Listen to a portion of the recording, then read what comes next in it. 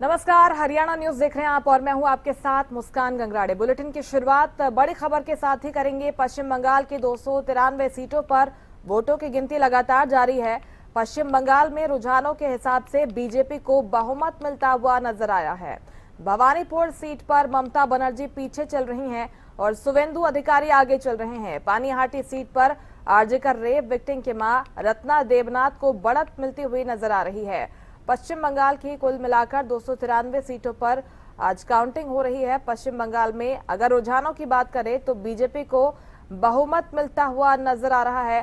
पश्चिम बंगाल में बड़ा उलटफेर शुरुआती रुझानों के मुताबिक, क्योंकि यहां पर टीएमसी को एक करारी शिकस्त मिलती हुई नजर आ रही है। इसके साथ ही बीजेपी को बहुमत मिलता हुआ दिखाई दे रहा है। भवानीपुर सीट की अगर बात करें तो ममता बनर्जी यहां पर फिर से आगे हो गई है। कुल मिलाकर एक उतार चढ़ाव का दौर यहां पर देखने को मिल रहा है।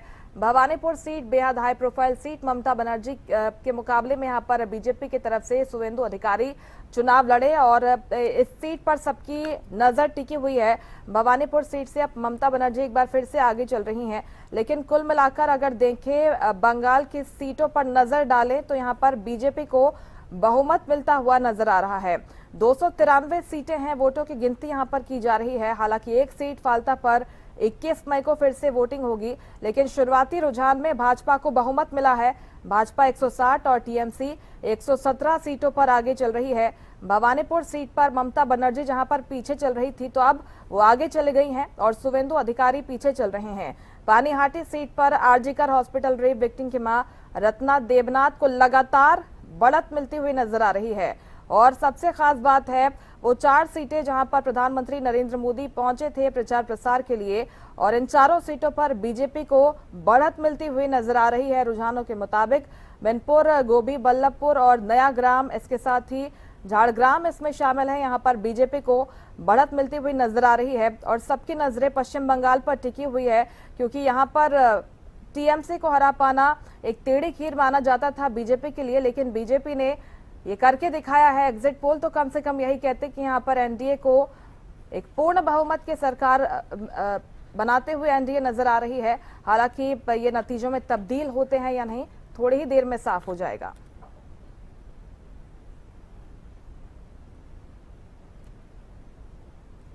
और मेरे सहयोगी प्रदीप शौकंद जुड़ गए हैं। Pradeep, over to you. जी बिल्कुल, देखिए जिस प्रकार से शुरुआती रुझान चल रहे हैं तो ऐसे में अब जो है कह सकते हैं कि पश्चिम बंगाल का जो चुनाव है वो बेहद ही दिलचस्प हो गया है, क्योंकि वहां पर जो है लगातार कांटे की टक्कर देखने को मिल रही थी सुबह से ही, लेकिन अब जो है बढ़त कहीं ना कहीं बीजेपी को मिलती हुई नजर आ रही है। वहीं अगर ममता बनर्जी की बात की जाए तो वो कभी कह सकते हैं कि आगे तो कभी पीछे, वो उसका दौर जो है जारी रहा है। और कह सकते हैं कि अभी की मैं बात करूं तो अभी जो है भाजपा जो है आगे चल रही है। ऐसे ही काफी दिलचस्प ये जो है चुनाव हो गया है। और खास बातचीत कर लेते हैं हमारे साथ। खास बातचीत करने के लिए राज्यसभा सांसद करमबीर बोध भी इस वक्त हमारे साथ मौजूद हैं। सर, रुझान देख पा रहे हैं, सुबह से ही देख रहे हैं, लगातार हम भी दर्शकों को दिखा रहे हैं, आपको क्या लग रहा है? क्योंकि जिस प्रकार से एक चैलेंज जो पश्चिम बंगाल के अंदर था, वो चैलेंज अब की बार कहीं ना कहीं बीजेपी जो है तोड़ती हुई नजर आ रही है। देखो, सबसे पहले तो हम जनमत का जो है ना स्वागत करते हैं, लोगों का जनमत। लेकिन जहाँ तक ये कांटे की टक्कर भी है और ममता बनर्जी मुकाबले में है, अभी तो रुझान है, रुझान शाम तक आने की उम्मीद है। लेकिन मैं ये कह सकता हूँ कि जिस प्रकार से ये कहते हैं विकास के नाम से वोट चाहिए, लेकिन मैं ये जो आजकल जो इलेक्शन चल रहा है वो जाति धर्म और मंदिर मस्जिद के नाम से जो है ना इलेक्शन चल रहा है, जो देश के लिए सही नहीं है। हमने जो वोट मांगनी चाहिए विकास में मांगनी चाहिए। स्टार्टिंग में जब बीजेपी की सरकार आई थी तो इन्होंने कहा था कि महंगाई कम करेंगे, बेरोजगारी कम करेंगे, काला धन वापस लेकर आएंगे, 15-15 लाख रुपए जो है ना इनके लोगों के अकाउंट में डालेंगे, किसानों की आय दुगनी करेंगे। आप देखेंगे किसी फील्ड में भी कोई भी बात इम्प्लीमेंट नहीं हुई, यानी विकास एक तरफ चलेगा, हिंदुत्व की बात पर ये लोग आ गए। लेकिन फिर भी हम तो जनमत का स्वागत करेंगे और हमारी पार्टी में जो भी खासकर कांग्रेस पार्टी में जो होगा आने वाले समय में हम अपनी प्लान बनाकर जो है लोगों के बीच में पूरे जोर से जाएंगे और लोगों को जो है ना मोहब्बत की दुकान और विकास के नाम पर हम वोट मांगने का काम करेंगे। अगर बात की जाए दूसरी जगह की, चाहे हम बात करें तमिलनाडु की, केरल की, वहां की क्या स्थिति आपको नजर आ रही है? नहीं, वहाँ हमारी सरकारें बन रही हैं और अच्छी तरह जो ना हम बढ़त बनाए हुए हैं।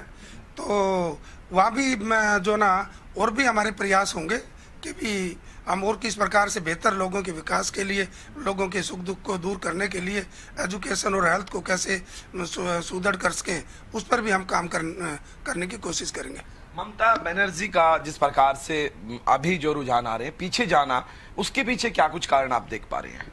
ये टोटली जो ना पोलराइजेशन है और हिंदू मुसलमान का मामला है।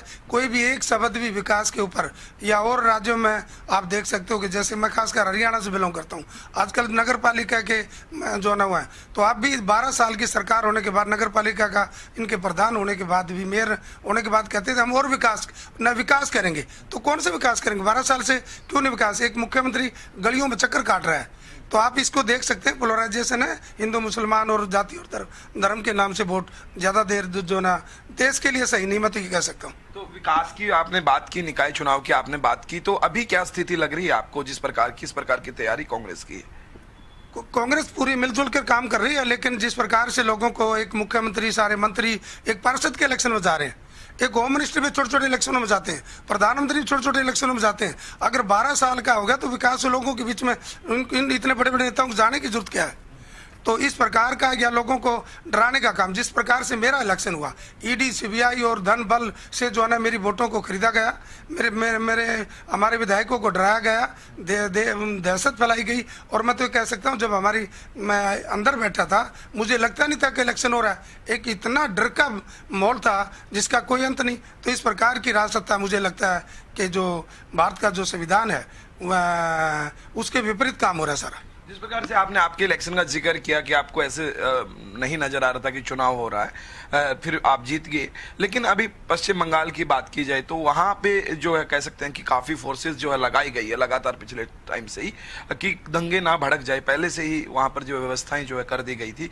अभी आपको किस प्रकार की स्थिति वहां की नजर आ रही है? देखो, अगर आकलन करो तो 90-92% वोट कैसे बढ़े? आज इतनी फोर्स लगाने के जो ना लगाई गई, डराए गए लोग, और सारी वोटों में नजर देखा गया। तो चुनाव आयोग है वो एक पक्ष में काम कर रहा है टोटली।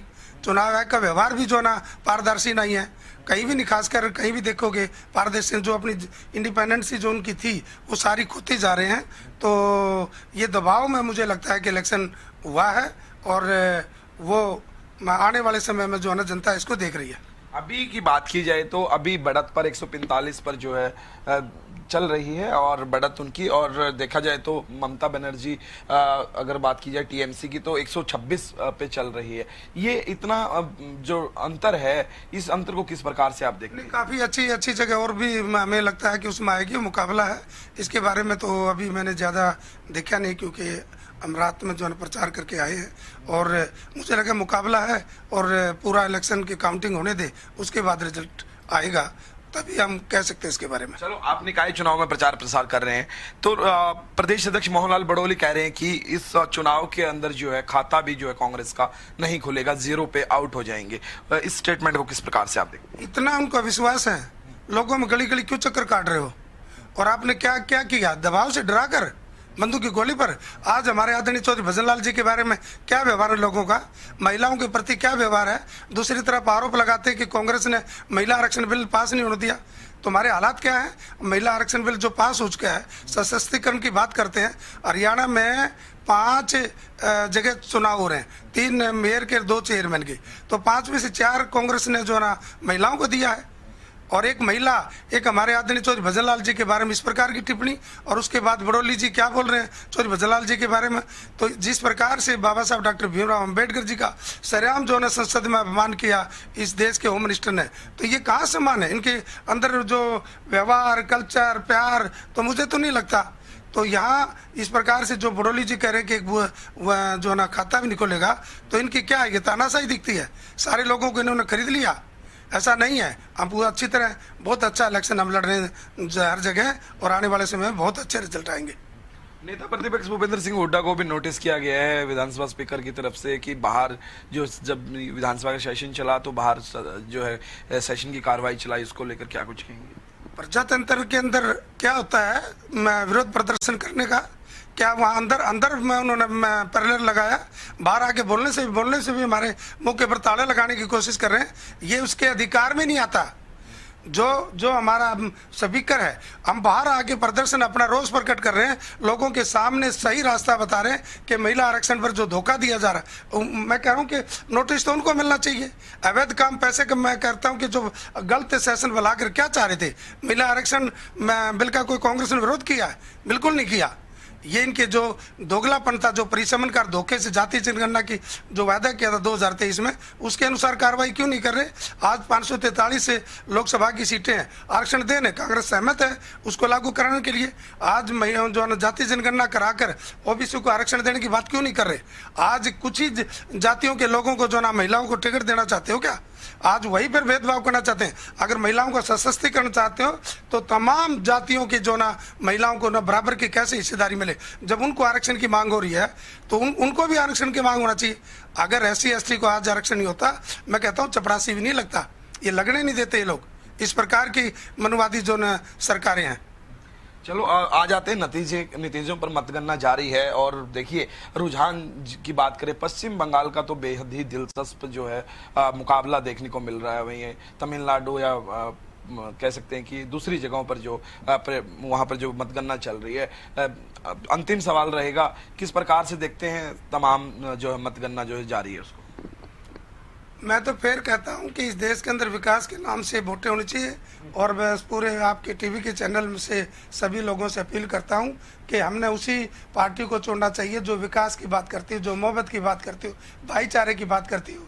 आज कुछ पार्टियां जो ना देश के अंदर जो ना इस प्रकार का जो ना वातावरण बना रही है कि आपस में लड़ा रहे हैं, आपस में भाई से लड़ा रहे हैं, आपस में धर्मों में लड़ाया जा रहा है, जातियों में लड़ाया जा रहा है। तो इस प्रकार की अगर रास्ता आएगी, मुझे नहीं लगता कि जो ना वो आगे आने वाले समय में देश के हित में वो काम कर पाएंगे। और नतीजे हैं, देखते हैं। अभी तो रुझान है और नतीजा तो कोई भी नहीं आया अभी तक। तो कुछ समय के बाद जब नतीजे आएंगे फिर आपके बीच में दोबारा आएंगे। देखिए हमारे साथ खास बातचीत कर रहे थे राज्यसभा सदस्य हैं करमवीर बौद्ध। उन्होंने अपनी प्रतिक्रिया दी और उन्होंने निकाय चुनाव पर भी जो है फोकस डालने का प्रयास किया और उन्होंने बताया कि किस प्रकार से जो है तमाम बड़े नेता भारतीय जनता पार्टी के मैदान में जो है उतर चुके हैं, चुनाव प्रसार कर रहे हैं। अगर वहीं मैं बात करूं जिस प्रकार की मतगणना चल रही है, अभी की बात करें तो भारतीय जनता पार्टी 148 सीटों पर आगे चल रही है। शुरुआती रुझान की हम बात करें 127 पर जो है TMC जो है चल रही है। तो ऐसे में कह सकते हैं कि बड़ा ही दिलचस्प मुकाबला ये जो है भाजपा का नजर आ रहा है। और जिस प्रकार से कांटे की टक्कर इसको हम कह सकते हैं अभी जो जिस प्रकार की मतगणना चल रही है। वहीं बात की जाए तमिलनाडु की या फिर दूसरे राज्यों की, वहां पर जो चल रहा है जिस प्रकार से मतगणना, लेकिन अभी तो शुरुआती दौर है, अभी कुछ भी कहना संभव नहीं है कि ये पार्टी जो है जीत हासिल कर लेगी। लेकिन शुरुआती रुझानों में कहीं ना कहीं भारतीय जनता पार्टी जो है बाजी मारते हुए नजर आ रही है। तो वहीं कह सकते हैं कि ये बेहद ही दिलचस्प जो है मतगणना जो है चल रही है, क्योंकि एक एक वोट पर यानी कि एक एक सीट पर जो है नजरें सबकी टिकी हुई है। लेकिन आखिर परिणाम ही साफ कर पाएगा तस्वीर तो किस प्रकार की जो है रहने वाली है। लेकिन अभी जो मतगणना चल रही है उसके अनुसार जो है मुकाबला जो देखने को मिल रहा है वो पश्चिम बंगाल का बेहद ही दिलचस्प है। जिस प्रकार से लगातार जो रुझान थे कि 50-50 है, कुछ भी हो सकता है, कांटे की टक्कर है, कहीं ना कहीं उसी प्रकार से अब कह सकते हैं कि भाजपा जो बढ़त बनाए हुए है और शुरुआती दौर है। लेकिन जिस प्रकार से ठीक कहा प्रदीप आपने कि जो रुझान सामने आ रहे हैं ये रुझान नतीजों में तब्दील होते हैं या नहीं देखना होगा, थोड़ा इंतजार करना होगा। बहुत शुक्रिया आपका तमाम जानकारी हम तक पहुंचाने के लिए। क्या कुछ स्थिति बनी हुई है, कहां पर उलटफेर हो रहा